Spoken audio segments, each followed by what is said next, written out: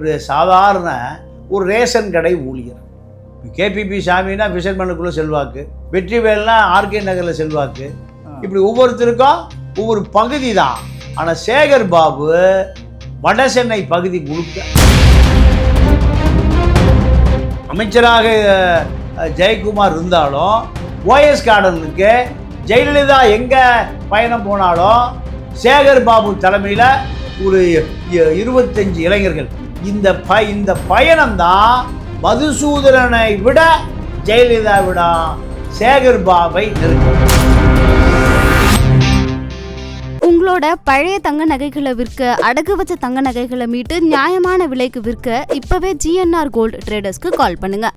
கருணாநிதி குடும்பத்தை, திமுகவை கடுமையா எதிர்க்கக்கூடிய நபரா இருக்கார். இவர் எங்க அதிமுக திமுக அணி மாறுறாருன்னா, வந்த உடனே சொன்னார், நீ பெரிய எமகாதக ஜெயலலிதாவிடம் இருக்கிற பொழுது, அதிமுகவில் இருக்கிற பொழுது நீ எங்களை ரொம்ப தொந்தரவு பண்ணிட்ட, நீ இந்த தொந்தரவை நீ ஜெயலலிதா. இந்த விசுவாசம்தான்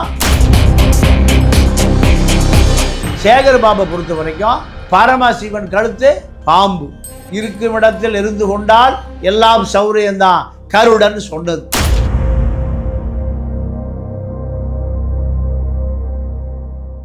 ரிஃப்ளெக்ட் வாய்ஸ் நேயர்களுக்கு வணக்கம். இன்றைய சிறப்பு நேர்காணலில் நாம் சந்திக்க இருக்கின்ற சிறப்பு விருந்தினர் மூத்த பத்திரிகையாளர் தமிழா பாண்டியன் அவர்களை வரவேற்று நிகழ்ச்சிக்குள் சொல்வோம். வணக்கம். வணக்கம்.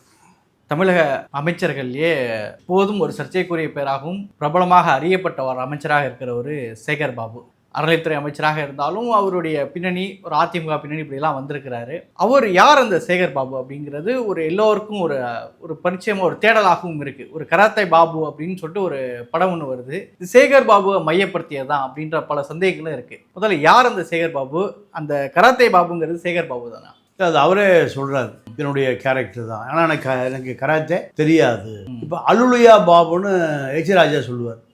அதை மறைப்பதற்காகத்தான் கராத்தே பாபுவா மாறுறார். சென்னை திமுகவினுடைய அதிகார மையம் சேகர் பாபு, செந்தில் பாலாஜி, நேரு, மூர்த்தி, இப்படி 5 அதிகார மையங்கள் தான் திமுகவையே ஆட்டி படைக்கிறது.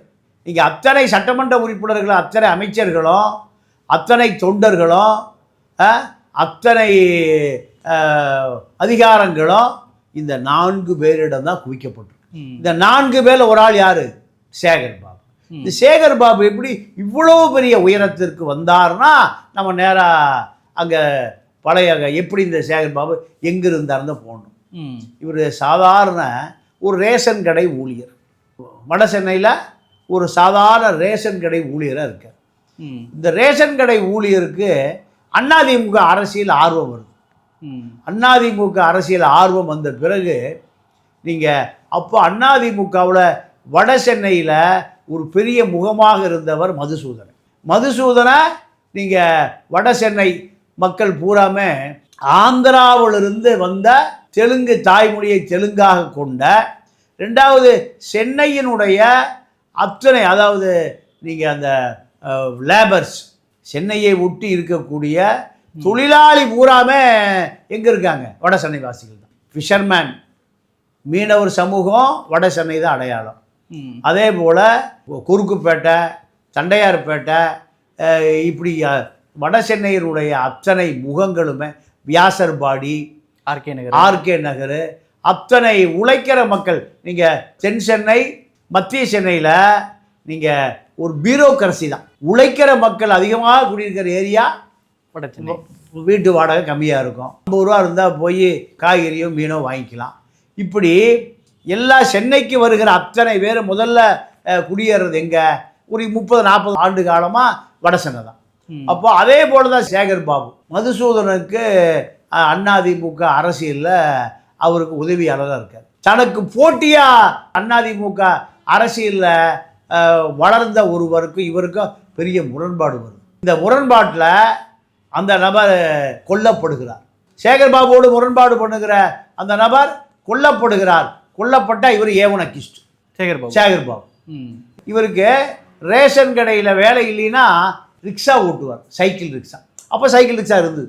ஒரு 40 ஆண்டுகளுக்கு முன்பெல்லாம் சைக்கிள் ரிக்ஷா இருந்தது.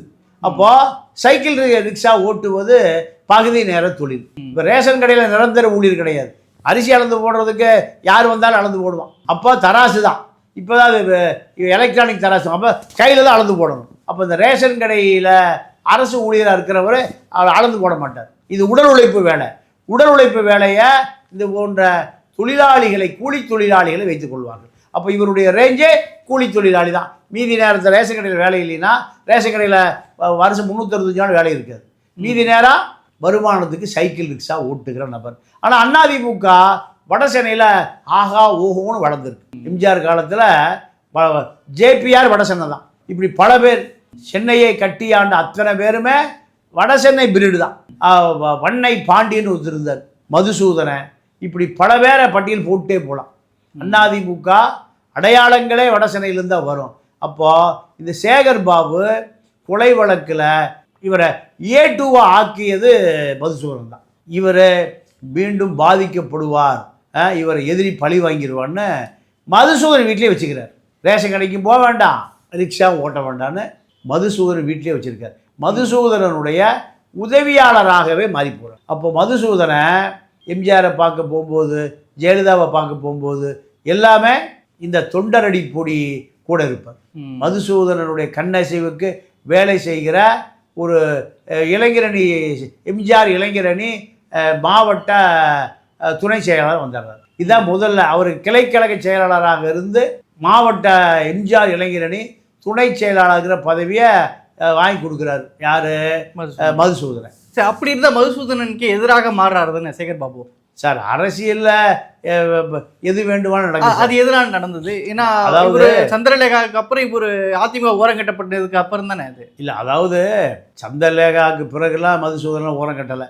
மதுசூதனன் ஜெயலலிதா இருக்க வரைக்கும் அமைச்சராக இருக்கார். மதுசூதனன் அமைச்சர், சாதி போர்டு அமைச்சர், இன்னும் சொல்ல போனால் கட் அவுட் அமைச்சர். ஜெயலலிதா எங்கே போகிறாங்களோ அங்கே கட் அவுட்ரு வச்சு அதை திருப்பி கழட்டி கொண்டு பாதுகாப்பாக வைப்பது மதுசூதனுடைய வேலை. மதுசூதனனுக்கு நெருக்கமான வேலை நம்ம சேகர் பாபு தான். மதுசூதன மச்சான் ஜெயபிரகாஷும் சேகர் பாபுவும் நண்பர்கள். எல்லாம் கட் அவுட்டு கலாச்சாரம் தான், வேற என்ன. இவர்கள் பூரா என்ன பெரிய டாட்டா பிர்லா, அம்பானி, கோயாங்க இல்லை. அப்போ இந்த வேலை செய்வதற்கு மதுசூதனுக்கு சிறந்த ஊழியராக இருக்கார். அப்போ எம்ஜிஆர் காலம் 87 முடிஞ்சு 91 ஜெயலலிதாவுடைய அரசியல் ஆரம்பிக்கிற பொழுது நீங்கள் போயஸ் கார்டனுக்கு போகிற பொழுது இவரும் பின்னாடியே போயஸ் கார்டனுக்கு போகிறார். மதுசூதனன் இந்த பக்கம், அந்த பக்கம் தான் இவர், அந்த பக்கம் தான். அப்போது போயஸ் கார்டன் மதுசூதனனுக்கு எப்பவுமே கதவை திறந்து வச்சிருக்கு. ஏன்னா ஜெயலலிதா சென்னையில் எதை செய்யணும்னு நினைச்சாலுமே மதுசூதனன் தான். அப்புறம் தான் வட சென்னையில் ஜெயக்குமார் வர்றார். ஜெயக்குமாருக்கு முன்பு எம்ஜிஆர் காலத்திலிருந்து இருந்தவர் மதுசூதனன். நீங்கள் மதுசூதனனுக்கு பொறுத்த வரைக்கும் அதிமுகவுடைய சென்னை அடையாளமே மதுசூதனன் தான். எம்ஜிஆர் ஒருக்கா கட்சி ஆரம்பிக்கிறதுக்கு கொஞ்சம் பணம் கஷ்டம். அந்த காலத்தில் கடன் கேட்குறாரு. யாருக்கிட்ட? ETA அப்துல் ரஹ்மான் கிட்ட. அப்துல் ரஹ்மான்கிட்ட பணம் கேட்குறாரு. எம்ஜிஆர் கூட சாப்பாடெல்லாம் போட்டு அப்துல் ரஹ்மான், சரி நான் உங்களுக்கு கொடுத்து அனுப்புகிறப்போ அப்போ 50 லட்ச ரூபா சத்யா ஸ்டுடியோ பத்திரத்தை வச்சுக்கிட்டு 50 லட்ச ரூபா கொடுங்க, எனக்கு கட்சி எப்படியாவது கருணாநிதி எதிர்த்து கட்சியை ஆரம்பிக்கணும், எனக்கு வேறு இந்த பணம் இல்லைன்னா நான் கட்சி ஆரம்பிக்க முடியாதுங்கிறார். அப்போ மதுசூதனனை நான் வர சொல்லி யார்? BSc அப்துல் ரஹ்மான். அந்த காலத்தில் அவருடைய அம்பாசிடர் கார் டிக்கியில் 100 ரூபா நோட்டு தானே 50 லட்ச ரூபாய் கொடுத்து அனுப்புகிறார். யாருக்கிட்ட? எம்ஜிஆருக்கு. அப்போ எவ்வளோ விசுவாசமான நபராக மதுசூதனன் இருந்திருப்பார் பாருங்க. அதனால தான் எம்ஜிஆர் ஒரு படத்தில் மேரா நாம் அப்துல் ரஹ்மான், ஒன்றே சொல்வான் ஒன்றே செய்வான் அவனே அப்துல் ரஹ்மானாம், இந்த பாட்டு அவருக்காக வச்சது. இந்த பாட்டு ETA அப்துல் ரஹ்மானுக்காக எம்ஜிஆரே வைத்த பாட்டு. இதான் அந்த பாட்டினுடைய பின்னணி. அப்போ எம்ஜிஆருக்கு எவ்வளோ விசுவாசமான ஆள் யார்? மதுசூதனன். அதே விசுவாசம் போயஸ் கார்டனுக்கு வந்துருச்சு. போயஸ் கார்டனுக்கு ஜெயலலிதா எங்கே பயணம் போனாலும் சேகர் பாபு தலைமையில் ஒரு 25 இளைஞர்கள், நீங்கள் மன்னார்குடி இளைஞர்களும் இருப்பான், வட சென்னை இளைஞர்களும் இருப்பான். இந்த பயணம்தான் மதுசூதனனை விட ஜெயலலிதா விட சேகர் பாபை நெருங்க வைத்தது. மாவட்ட செயலாளர் ஆயிட்டார். நெருங்க வைத்தது. நெருங்க வைத்த பிறகு வயதும் ஒரு காரணம் மதுசூதனுக்கு. நீ ஜெயலலிதா கார் நின்னா உடனே ஓடி போகணும், கார் புறப்பட்டா கார் பின்னாடியே ஓடணும். மதுசூதனால் நடக்க கூட முடியாது. அது ஒரு வயதும் ஒரு பிரச்சனை. அப்போ மதுசூதனுடைய மச்சானாக மாறி போகிறார். மச்சான் தம்பி மைத்துனர் யாருன்னா ஜேபின்னு ஒருத்தர் ஜெயபிரகாஷ். அவரை தாண்டி ஜெயலலிதா கார் நின்றுதான் அங்கே நிற்பார், அங்கே சேகர் பாபு நிற்பார். அப்போ ஜெயலலிதாவுடைய கவனத்தை தெளிவாக தெரிஞ்சுக்கிறார். அதன் பிறகுதான் இவர் எம்எல்ஏவா வந்துடுறாரு 2001. ஆமாம் ஆமாம். அப்போ சேகர் பாபை பொறுத்த வரைக்கும் ஜெயக்குமார் சேகர் பாபு வட சென்னையில் ஜெயலலிதாவுடைய கான்வாய்களை தொடரக்கூடிய அளவுக்கு சேகர் பாபு முன்னணியில் வந்துடுறார். அமைச்சராக ஜெயக்குமார் இருந்தாலும் ஜெயலலிதாவுடைய போயஸ் தோட்டத்து வேலைகளை அத்தனையும் செய்யக்கூடிய நபராக சேகர் பாபு மாறிடுறார். மாறிய பிறகு இவர் எங்கே அதிமுக திமுக அணி மாறுறாருன்னா திமுக ஸ்டாலினோடு இவர் தொடர்பில் இருக்கிறாருன்னு ஜெயலலிதாட்ட சொல்கிறாங்க. வெற்றிவேலு அவர் தானே? ஆமாம் ஆமாம் ஆமாம். சரி, ரியல் எஸ்டேட்டில் பார்ட்னர். இதை சொல்லுகிற பொழுது அந்த அம்மா உளவுத்துறையிலிருந்து ரிப்போர்ட்டை கேட்குது. உளவுத்துறை ஸ்டாலினுடைய தொடர்பில் சேகர் பாபு இருக்காரு, சேகர் பாபு ஸ்டாலினோடு அடிக்கடி தொடர்பு கொள்கிறாருங்கிற ரகசியத்தை உளவுத்துறை ஜெயலலிதாட்ட சொல்லிடுறாங்க. சொன்ன பிறகு என்னை பார்க்க வர வேண்டாம், நான் போய்ஸ் தோட்டல்லே அவர் மறிக்கப்படுகிறார். அப்போ சேகர் பாபுக்கு தெரிஞ்சு போச்சு. இல்லை, இதை போட்டு கொடுத்ததில் ஜெயக்குமார் இவங்க எல்லாருமே சார் எல்லாரும் பார்ட்னர் தான் சார். ஜெயக்குமாரும் திமுகவோட பார்ட்னர் தான். ஆனால் நீங்கள் பழி வாங்குவதற்கு எல்லாம் ஒன்றா சேர்த்துக்குவாங்க. சேகர் பாபு இதெல்லாம் தாண்டி வளர்ந்துட்டார்.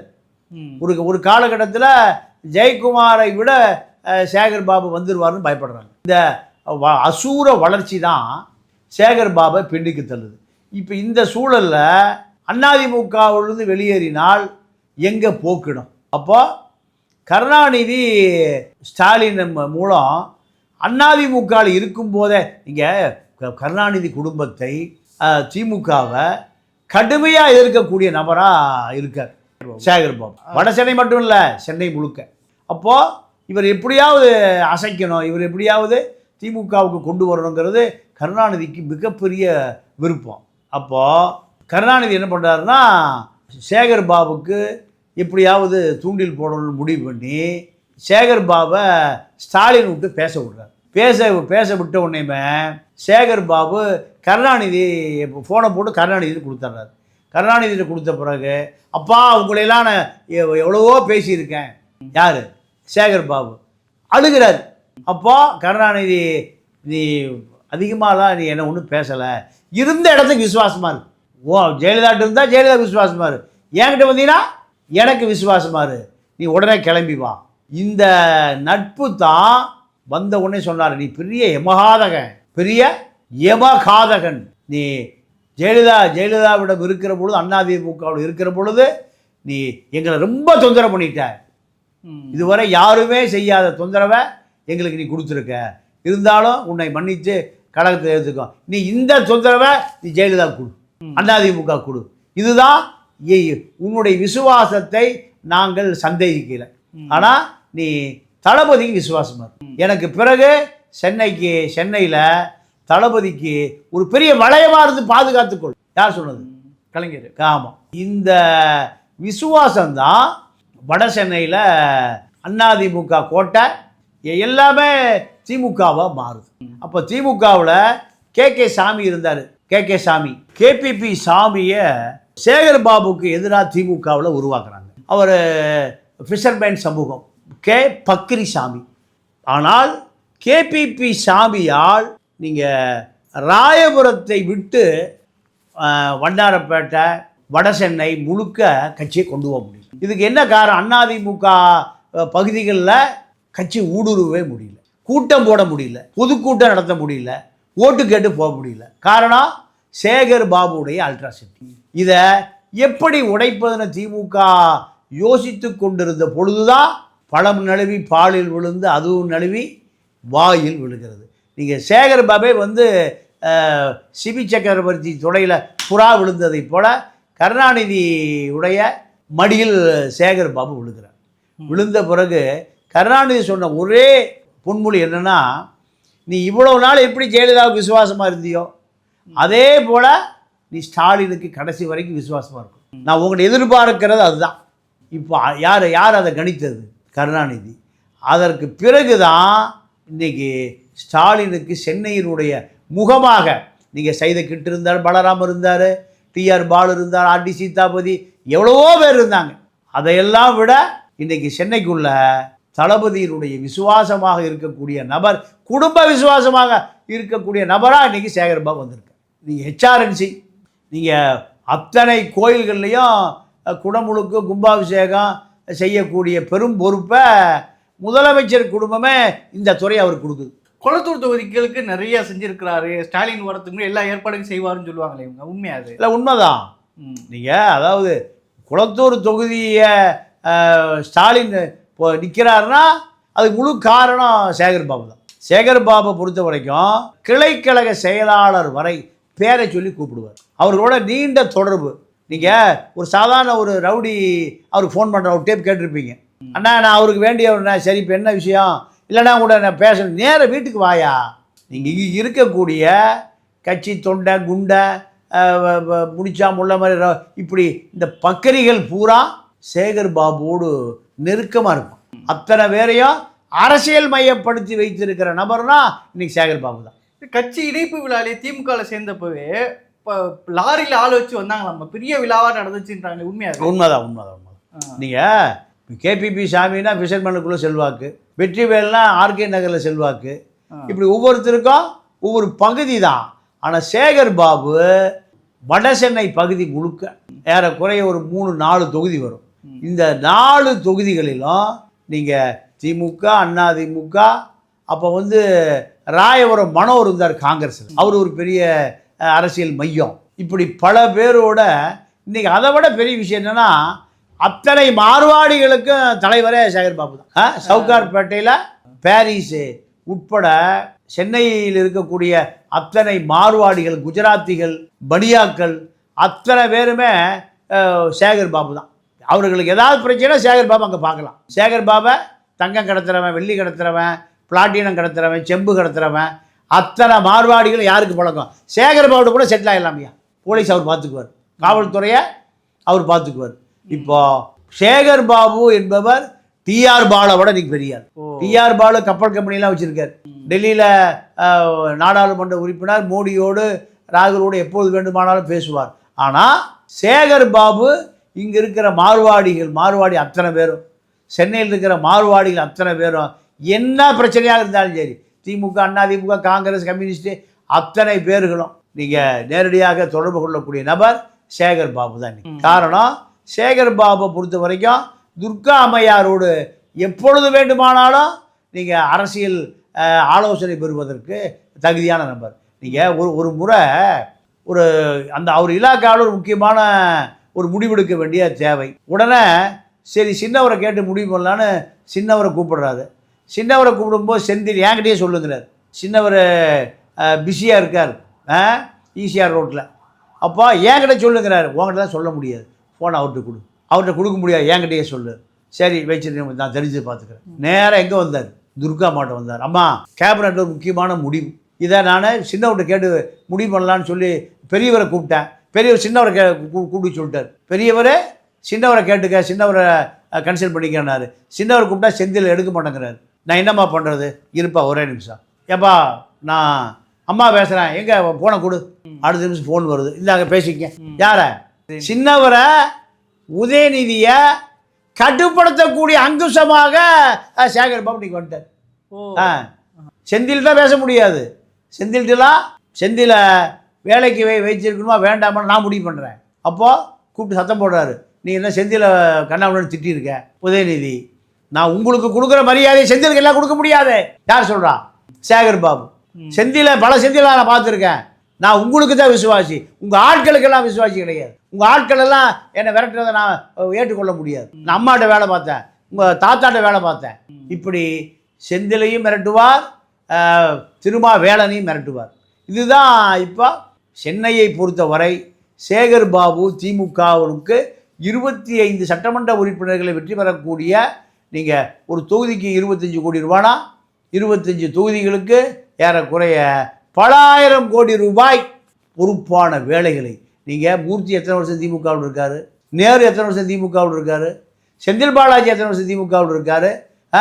குறுகிய காலத்தில் இந்த இடங்களையெல்லாம் என்ன பண்ணார், நீங்கள் கடந்து இன்னைக்கு தலைவருடைய குடும்பத்தினுடைய அந்த கேபினட் அங்கமா மாறிட்டார். சேகர் பாபுக்கும் மா சுப்பிரமணியனுக்கு இடையில ஏதோ பிரச்சனை இருக்குன்றாங்கல்ல, இவர் ஒன்று செஞ்சா உடனே அவர் போட்டியா செய்வோம், அவர் பொண்ணா இவர் போட்டியா செய்வீங்க, இவங்க 2 பேருக்கு இடையில என்ன போறது? அதாவது சென்னையுடைய முக்கியமான ஆட்கள் தான். அதாவது எக்மோரில் ஒரு வட்ட செயலாளர், அந்த வட்ட செயலாளரை மாற்றுறாங்க. மாற்றுவதற்கு காரணம் மாசு. அடுத்த நாள் போய் சேகர்பாபு பார்க்குறாரு, அதே இடத்துல மறுபடியும் சேகர்பாபு போட்டார். சேகர்பாபு போட்டாச்சு. போட்ட பிறகு மாசு சொல்கிறாரு, அவர் கட்சி விரோத நடவடிக்கையில் தான் நான் தூக்குனேன், நீ மீண்டும் அவரை போடுற அப்படிங்கும்போது, இல்லை எனக்கு நான் விசாரித்த வரைக்கும் உண்மை விசுவாசி, அவரை மாற்ற வேண்டிய தேவையே இல்லை, அவர் அங்கே தான் இருப்பார், நான் சிஎம்கிட்ட நான் பேசிக்கிறேன். யார்? சேகர்பாபு. சிஎம்கிட்ட நான் பேசிக்கிறேன் இப்படி சொன்ன பிறகு மாசுவால் நீங்கள் அவரை இன்றைக்கு வரைக்கும் தூக்க முடியும். இன்றைக்கு வரைக்கும் நீங்கள் உதயநிதி என் மாவட்டத்தை 2ஆக பிரிக்கணுங்கிறாரு. சேகர்பாபு சொல்கிறார், என்னுடைய பகுதியில் நீங்கள் 2ஆக பிரிக்க வேண்டாது, அப்படியே இருக்கட்டும். ஏன்னா அதிகாரம் குவிந்து கிடக்க மாவட்ட செயலாளரை நீங்கள் பரவலாக்க வேண்டியது. மாவட்ட செயலாளர் அரசியல் பண்ணணும். மாவட்ட செயலாளர் மந்திரியாக இருந்துட்டு அரசியல் பண்ண முடியறதில்ல, கட்சி அழிஞ்சு போகுது, தொண்டர்கள்ட்ட தொடர்பு இல்லை. அப்போ எல்லா பகுதியிலையும் மாவட்ட செயலாளர்கள் தொகுதி பிரிக்கப்பட்டது. 2 சட்டமன்ற உறுப்பினருக்கு ஒரு தொகுதியாக அதிமுக பிரிச்சுட்டாங்க. அதே போல் பிரிக்கணும்னு வருகிற பொழுது என்னுடைய தொகுதிக்குள்ளே நீங்கள் பிரிக்க வேண்டாம், நான் எம்எல்ஏ வரவளோ தான் நான் உங்களுக்கு அந்த தொகுதியில் சட்டமன்ற உறுப்பினர் திமுக வரும், நான் பார்த்துக்கிறேன். இப்படி சொன்ன பிறகு தான் சென்னை முழுக்கவே யார் பொறுப்பில் கொடுக்கப்பட்டிருக்கு. மாசுலாம் டம்மியாக போயிட்டார். மாசுலாம் நீங்கள் துர்காமா வீட்டுக்கு போகும்போது யார் அந்த சார் அந்த பிரச்சனையில் வீட்டு பக்கமே நீ வரக்கூடாது, யாரை? மாசுவை. இப்படி சொல்லும்போது யார் உட்கார்ந்துருக்கா? சேகர்பாபு. உன்னை இந்த வீட்டு பக்கம் பார்த்தேன் தொலைச்சிருவேன், துர்காமா திட்டுது. யார் அந்த சார்? அந்த சாரே சுப்பிரமணியம் சார் தான். இப்படி சேகர்பாபை பொறுத்த வரைக்கும் பரமசிவன் கழுத்து பாம்பு, இருக்கும் இடத்தில் இருந்து கொண்டால் எல்லாம் சௌரியம்தான் கருடன் சொன்னது. அப்போ சேகர்பாபை பொறுத்த வரைக்கும் இந்த 25 சட்டமன்ற உறுப்பினர்களை வெற்றி பெறக்கூடிய ஒரு பொறுப்பு சேகர்பாபுக்கு வந்திருக்குன்னா, சென்னையில் இருக்கக்கூடிய மாசு, ஆவடி நாசரு, இப்படி மாவட்ட செயலாளர்கள் அத்தனை பேரும், சிற்றரசு, செத்து போனார் கூக்கா செல்வம், இப்படி பல மாவட்ட செயலாளர்கள் யாருடைய கட்டுப்பாட்டில் இன்னைக்கு? சேகர்பாபு கட்டுப்பாட்டில். சேகர்பாபு தான் நிதி இந்த 25 தொகுதிகளுக்கும் 10 கோடி ரூபா போட்டால் 25 தொகுதிக்கு 250 கோடி, 20 கோடி ரூபா போட்டால் 500 கோடி. இப்போ இவ்வளவு பெரிய பொறுப்பை குறுகிய காலத்தில் திமுக குடும்பத்துக்கு விசுவாசமாக மாறி இருக்கிறார் என்றால், நேருக்கு ஏறக்குறைய 85 நேரு இருக்கிறார். 89 ஆட்சியில் நேரு போக்குவரத்து துறை மந்திரி. ஆனால் மூர்த்தி இருக்கார். மூர்த்தி கருணாநிதி மதுரை வருகிற பொழுதெல்லாம் நீங்கள் 100 கிலோமீட்டர் ஓடுவார். எவ்வளவு? ஆமாம், மதுரை பார்டரில் கருணாநிதி வரும்போது வரவேற்பு கொடுப்பாங்க. அப்போ காரை விட்டு இறங்குறவர் தான் மூர்த்தி. ஒவ்வொரு 100 அடிக்கு ஒவ்வொரு 1/2 கிலோமீட்டருக்கும் கருணாநிதிக்கு ஒரு பெரிய வரவேற்பு கொடுப்பான். யார்? அந்த பகுதி செயலாளர். அப்போ காருக்கு முன்னால் ஓடிக்கொண்டே இருப்பவர் தான் யார்? மதுரை இப்போ பத்திரப்பதிவுத்துறை வணிக துறை அமைச்சராக இருக்கிற மூர்த்தி. அப்போ தான் கருணாநிதி பார்க்க, இந்த பையன் ரொம்ப சுறுசுறுப்பாக இருக்கானே, நானும் வந்ததுலேருந்து பார்க்குறேன், அவன் அத்தனை தூரம் காரு வருகிற பொழுது காருக்கு போட்டியாக ஓடுறானே, ஏன்னா தொண்டை பூரா கருணாநிதி கை கொடுக்கணும்னு நினைப்பான், கையை பிடிச்சி கசக்குவான், சால்வை கொடுக்குன்னு நினைப்பான், தலைவனை கை கொடுக்குன்னு நினைப்பான். அப்போ கையை தட்டி விட்டு காரை தட்டி விட்டு காது கூட்டம் கூடாமல் இப்படியான வேலையை செஞ்சதுனால தான் மூர்த்தி இன்னைக்கு இவ்வளோ பெரிய பதவிக்கு வந்திருக்காரு. அதே வேலை யார் செய்கிறா? சேகர்பாபு. எமகாதகன், அவனை எப்படியாவது கூட்டிட்டு வா, கருணாநிதியால் எமகாதகன் என்று அழைத்து வரப்பட்ட நபர் தான் சேகர்பாபு. அப்போ இதுதான் இன்னைக்கு சேகர்பாபை கருணாநிதி குடும்பத்தில் டிஆர் பாலு ஒரு காலத்தில் இப்படித்தான் இருந்தார், ஆர்டி சீதாபதி இப்படித்தான் இருந்தார், சைதை கிட்டு இப்படித்தான் இருந்தார், பலராமன் இப்படித்தான் இருந்தார். இப்படி பல பேர் இருந்த வட சென்னை, தென் சென்னை, மத்திய சென்னை. டிஆர் பாலு இருக்கும்போது ஒரே சென்னை தான், ஒரே மாவட்ட செயலாளர் தான். 3 மாவட்ட செயலாளர்களாக பிரித்தாங்க. ஆனால் ஒட்டுமொத்தமாக 25 சட்டமன்ற உறுப்பினர்கள், 6 சட்டமன்ற தொகுதி, ஒரு எம்பி, அப்போ 4 நாடாளுமன்ற தொகுதி 24 நாடாளுமன்ற தொகுதி தான் ஒரு 4 எம்பி. இப்போ 4 எம்பியை தேர்ந்தெடுக்கக்கூடிய பொறுப்பு யாருக்கு? சேகர் பாபுக்கு. 25 எம்எல்ஏ தேர்ந்தெடுக்கிற பொறுப்பு சேகர் பாபுக்கு.